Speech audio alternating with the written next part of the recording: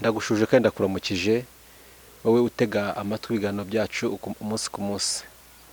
Turavuze ngo ineza y'Imana ibane nawe iminsi yose, uri muri Afurika, i Burayi, Amerika, aho uri hose umve ko tugusuhuje. Iyi ni Bright Shine TV nk'ibisanzwe, nge muri kumwe ni Jeanne Paul, ishakiro ry'ubutumwa bwiza bwa Yesu Kristo. Nkuko mubibona kuri kamera rero turi kumwe n'umubyeyi.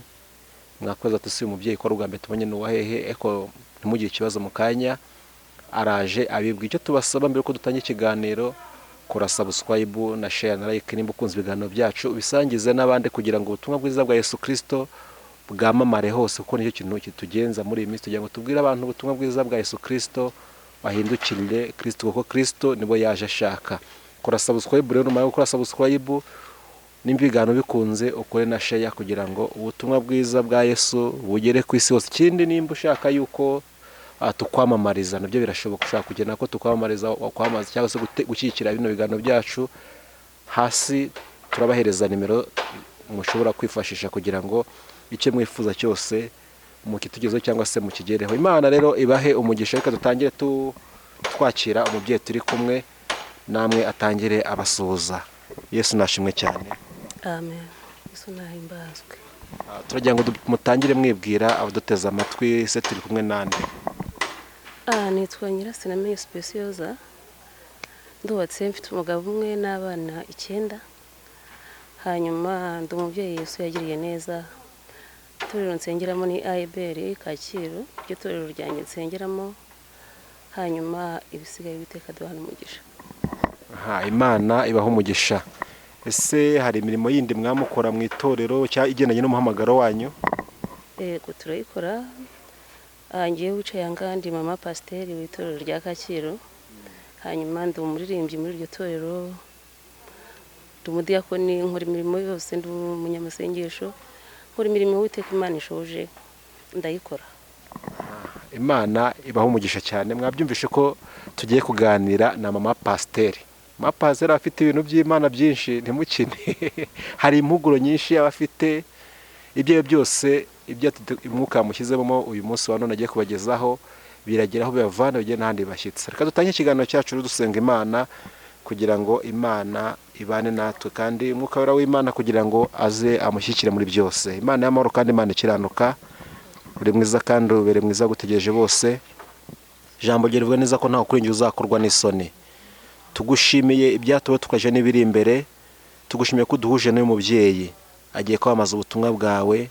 Mushyikire muri byose, bwiza bw'Imana ubonekeho, icyoro cy'Imana kimuzenguruke mu izina rya Yesu Kristo. Nyemera avuga abwirijwe nawe, kandi ubutumwa agiye gutanga turingize cyane kugira ngo uzabwumva wese buzamuvane ku rwego rumwe bumushyitse ku rundi rwego, buzamuhindure mu buryo bw'umwuka ndetse no mu buryo bw'umubiri, kugira ngo mu izina rya Yesu Kristo bumubereye impamba izamugeza mu gihugu cyo mu ijuru. Shyigikira rero uyu mubyeyi kandi umfashe muri byose, ibitavuga Imana tubitesha agaciro, tuniteresha imbaraga z'umwijima zose, mushyigikire muri byose ni mu izina rya Yesu. Amen.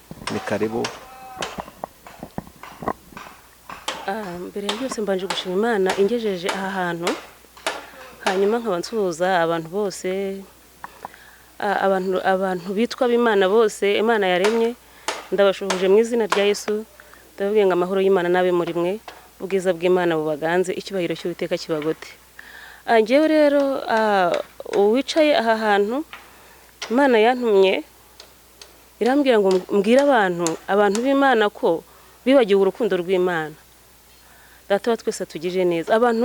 Imana yakunze abantu imaze kubakunda, ariko abantu ntibakimenya ko Imana ibakunda, ntibakimenya ko Imana ibaho, ntibakimenya habayeho kujarajeza umutima, habaho ibintu byinshi. Mbese noneho babonye ibibazo bije bavuga ko Imana itagikora, ariko Imana iracyakora. Imana ishimwe. Rero Imana yambwiye ngo mbwire abantu kubera iki abantu bayibagiwe, kandi ihari kandi iriho, kandi niki gituma batayireba. Imana itugirije neza. Rero yambwiye kuvuga ku ijambo riri muri Abafilipi ibice 2, Abafilipi ibice 2 umurongo wa 5, havuga ngo mugire wa mutima wari muri Kristo Yesu. Uwo nubwo yabanje kugira akamero k'Imana, ntiyatekereje ko guhana n'Imana ari ibintu byo kugundirwa, ahubwo yisize ubusa, yisize ubusa, ajyana akamero k'umugaragu w'imbata, agira ishusho y'umuntu, kandi amaze kuboneka afite ishusho y'umuntu yicisha bugufi, araganduka, ntiyanga no gupfa, ndetse urupfu rwo ku musaraba. Uwiteka tugirire neza. Haleluya. Rero Imana irababaye kandi ifite agahinda, kuko abantu bayo yemwe n'abakozi bayo badashaka kureba mu maso y'Imana. Imana itugirire neza kandi Imana iturengere. Data wa twese adutindeho kandi yongera tugarukeho. Imana ifite agahinda kandi yuzuye urukundo. Imana Yesu ko yari arikirana n'uyu munsi ni kwari, kandi uko yakoraga ibitangaza n'uyu munsi aracyabikora. Ariko abantu b'Imana barimo baravuga ukuntu Imana itagikora ibitangaza, ukuntu Imana yarambiwe, Imana mbese bakayitesha agaciro ko imbaraga zayo ntazigifite. Ariko reka mbabwize ukuri, Imana iracyafite imbaraga kandi iracyakora. Data wa twese atwiteho kandi atugirire neza. Haleluya. Rero Imana ifite agahinda ko n'abari bazi imbaraga zayo bamaze kuyitesha agaciro, bakabijyana no mu bigirwamana. Imana itugirire neza. Ijambo ryo muri Yohana 3:16 haravuga ngo uko Imana yakunze bari mu isi cyane byatumye itanga umwana wayo w'ikinege. Tekereza ko yewe yashyizeho cyane. Amina. Yashyizeho cyane. Nta muntu wakunda undi ngo mukunde cyane kuruta uko Imana yadukunze. Data wa twese atugirire neza. Imana iracyabafitiye icyizere, Imana iracyadufitiye icyizere. Rero kuko Imana yakunze bari mu isi cyane byatumye itanga umwana wayo w'ikinege, kugira ngo umwizera wese atarimbuka ahubwo ahabwa ubugingo buhoraho. Rero bene data, nshuti z'umusaraba, abari kure n'abari hafi, nukuri reka mbasabe kugira ngo mugarurire Imana icyizere, kuko Imana iracyahari kandi iracyari y'Imana. Uko yakoraga ibitangaza kerana n'uyu munsi iracyabikora, ahubwo abantu bayobewe aho bashakira imbaraga zayo cyangwa se aho bashakira ibitangaza bitewe n'imitima y'abantu b'abantu yamaze guhinduka kahebwe. Data wa twese rero atugirire neza. Imana yongere bagarukeho, Imana yongere isuku umwuka wera, Imana yongere itugarurire icyizere. Data wa twese adutindeho. Ijambo ry'Imana riravuga ngo nimungarukira yemwe nanjye ndabagarukira. Nukuri ifite imbabazi, irakicaye ku ntebe y'imbabazi. Ndabasaba ndabinginga mu mbabazi z'Imana kugira ngo nukuri mugarukire Uwiteka kandi mumugirire icyizere. Data wa twese rero atwiteho kandi Data wa twese aturengere, nukuri kandi imbaraga z'Imana zitugereho. Data wa twese rero adutindeho. Iri jambo ryo mu Bafilipi iravuze ngo mugire wa mutima, imitima yacu ntihagarare, ahubwo imitima yacu niyicishe bugufi. Ubwiza bw'Imana buturasire. Data wa twese abane natwe. Mugire wa mutima wari muri Kristo Yesu. Uwo nguwo nubwo yari Imana ariko yagize akamero k'abana b'abantu, kugira ngo yicishe bugufi. Ariko abantu guca bugufi muri iyi minsi byarabananiye. Yewe n'abizeye Kristo bashaka icyubahiro cye kiruta icyo Yesu yagize. Yesu yari Imana ariko aremera yicisha bugufi, arahaza aremera, aranapfa n'urupfu rwo ku musaraba. Data wa twese atugirire neza, kugira ngo aronke wowe nanjye, kugira ngo twebwe twese atubone. Ariko muri iyi minsi icyubahiro abana b'abantu baragishaka kuruta Imana nyiracyo, kandi Yesu Imana yaravuze ngo icyubahiro cyanjye sinzagihundi. Imana Data wa twese itugirire neza kandi Imana idutindeho, Imana iturengere cyane kandi Imana ituganze. Ubwiza bw'Imana butugaragareho, Imana itwigishe guca bugufi, Imana itwigishe kubara iminsi yacu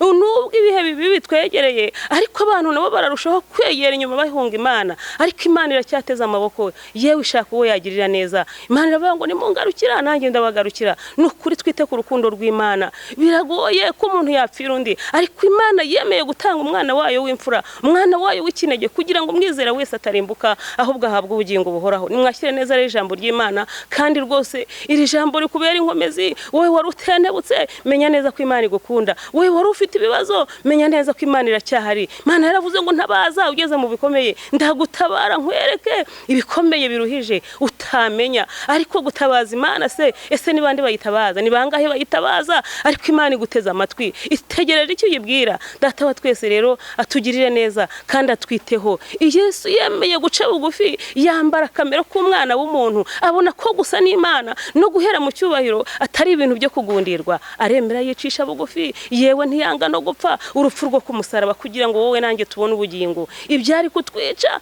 Data wa twese atugirira neza, abishyira kuri Kristo kugira ngo njyewe nawe tubeho. Imana itugirire neza kandi Imana iturengere. Nukuri ndeka mbinginge inshuti z'umusaraba, bakundwa bene Data data reka mbinginge iki gihe tugezemo si icyo gukinisha. Imana irababaye kandi Imana ifite agahinda uko yapfiriye umuntu ariko umuntu ntabimenye. Mwana w'umuntu ahindagurika vuba, ariko Uwiteka Imana itugirire neza. Kandi rero Uwiteka Imana atindane natwe, kandi nukuri mugarukire Uwiteka, kandi tugarukire Uwiteka nukuri. Ibyo nibyo ngusabira nanjye nisabira, tugarukire Uwiteka mu gihe nk'iki, tugarukire Uwiteka mu bihe nk'ibi. Nubwo ibihe bigoye ariko Imana ifite imbaraga, kandi nukuri Imana ibuze umuntu uhagarara mu cyuho. Imana ibuze umuntu uhagarara mu cyuho akabwira Imana ngo ninjye, dore twebwe turahagaze, turemeye, turaje, twitabye urukundo rwawe. Imana itugirire neza, kandi Imana idutindeho, iturengere nukuri. Data wa twese nukuri urukundo yadukunze turuha agaciro, kandi nukuri aracyadufitiye icyizere kuko akicaye ku ntebe y'imbabazi. Uramenye yewe utazataka, nyamara yamaze guhaguruka ku ntebe y'imbabazi. Data wa twese rero atugirire neza, kandi Imana itwiteho. Imana ifite agahinda kuko yatanze umwana wayo. Imana yaravuze, ijambo yandika mu ijambo ryayo iravuga ngo nimunkiranure, yemwe nimunkiranure, njye n'uruzabibu rwanjye niremeye umuntu, muha ishusho yanjye, muha ubwenge bwose bwo gutegeka iyi si, none arananiye n'iki ntamukoreye. Imana itugirire neza, Imana iturengere, kandi Imana idutindeho. Nukuri Imana itugarukeho, Data wa twese adusure, kandi nukuri Data wa twese aturengere. Imana itugirire neza rero. Iryo ni ryo jambo Imana yambwira ngo nukuri nimungarukira nanjye ndabagarukira. Ninde muntu wakunze umuntu cyane akanabyandika akanabisinyira? Ariko Imana yaravuze ngo kuko Imana yakunze abari mu isi cyane, ishyiraho yewe cyane. Ntabwo yashyizeho gahoro, ahubwo yashyizeho cyane. Umuntu yakubwiye ngo ndagukunda cyane wumva umutima umugiyeho, ariko si Imana yo yadukunze igatanga Kristo akatubambirwa, akababazwa tukababarirwa. Twebwe twari dukwiriye kwambikwa ikamba ry'amahwa, ariko aducunguze ry'ubugingo kubw'urukundo yadukunze. Nukuri tumugirire icyizere, aracyari yamana, bitangaza aracyabikora. Ineza y'Imana iracyari yamana, iracyariho, nukuri ntaho yagiye, iracyahari. Data wa twese rero atugirire neza, kandi Imana idusure, Imana iturengere. Ubwiza bw'Imana nukuri ndabwifuriza buri wese kugira ngo bumubonekeho. Nugarukira Imana nayo irakugarukira, nuyisaba imbabazi nayo irakubabarira. Ntaho yagiye, kandi nukuri iracyahari. Banyamasezerano namwe ndabasuhuje, mbabwira ngo nukuri nubwo mucumujwe n'amasezerano, mugatuka abahanuzi, mukumva ibintu byadogereye, mukavuga ngo babahanuriye ibinyoma, baravangiwe, reka nkubwize ukuri. Imana nubwo yakubwiye, iravuze ngo ishatsi yari kuzabikora itagize ikikubwiye, ariko yabikubwiriye rata kugira ngo ikurema agatima. Rero nubwo yakubwiye ko izakugirira neza, ariko ntabwo yigeze kubwira umwaka. Nubwo yakubwiye ko izakugirira neza, ntiyigeze kubwira ukwezi. Nubwo yakubwiye ko izakugirira neza, ntiyigeze kubwira umunsi. Icyo akora abo yabwiye iminsi rata, nimugire icyo muyibaza, mushinga urubanza. Ariko nimba ntawe yabwiye ukwezi, ntikubwira umwaka, ntikubwira icyumweru, ntikubwira umunsi, ihangane, ndongeye ndakubwiye ngo ihangane. Komeza urugendo wihagarara, kuko ibyo yakubwiye no kubikora izabikora. Ntabwo Data wa twese azakora ikosa ryo kugirana n'abantu bayo urubanza, ntabwo bikunda. Data wa twese arinda ijambo rye yivugiye ibihe n'ibihe kugeza risohoje. Data wa twese rero abagirire neza, duce bugufi. Niba ushaka guca bugufi ukagirira Imana icyizere, iracyari yamana. Manika amaboko ubwire Yesu uti noneho ndaje, maze kumenya agaciro, maze kumenya ko wankunze biruta uko data wambyaye yankunze, maze kumenya ko wankunze kurusha uko ababyeyi bambyaye bankunze. Nanjye nkugaruriye icyizere, kurusha uko maze kumenya ko wankunze kurusha uko abavandimwe cyangwa inshuti n'imiryango bankunda, nkugarurira icyizere. Data wa twese atugirire neza. Umuntu yagukunda akaguhararukwa, ariko Imana ntigihararukwa. Umuntu yagusezeranya ntasohoze, ariko Imana ntigikora ayo makosa, kandi Imana yitanze ntiyicuza. Data wa twese atugirire neza rero. Imana itindane natwe, kandi nukuri tugirire Imana icyizere. Bitangaza byayo, ukuboko kwayo uko kwari na n'uyu munsi niko kuri, maso yayo uko yarebaga na n'uyu munsi iracyareba. Nukuri amatwi yayo uko yari kera na n'uyu munsi ni kuri, ntabwo igihinduka nk'abantu. Yewe Imana itugirire neza. neza. Imana ntihinduka nk'abantu, nta nubwo ari umuntu ngo ivuga ubujajwa. Ni ukuri yigirira icyizere, kuko naho imiraba yaza, naho imiyaga yaza, ariko data wa twese aracyari y'Imana. Kandi ni ukuri imbaraga zayo uko zari kera na n'uyu munsi niko ziri, kandi ntabwo ahinduka. Ni ukuri umugirira icyizere ni inyangamugayo. Data wa twese rero atugirire neza, kuko urukundo rwe na n'uyu munsi aracyakwinginga yewe kugira ngo wongere umugarurire icyizere, kuko nyuma y'ubu buzima hari ubundi. Tugira igihe cyo kwita ku iherezo ryacu.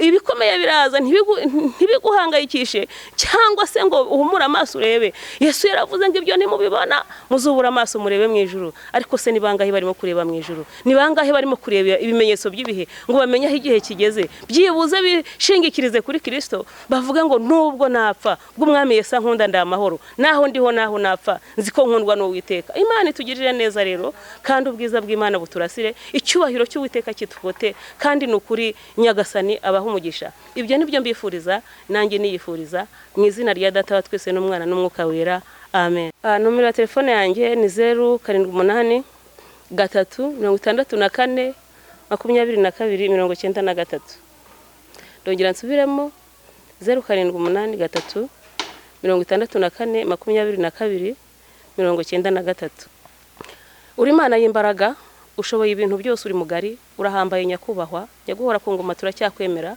uracyari y'Imana, uracyari inyangamugayo, Uwiteka Imana y'amahoro.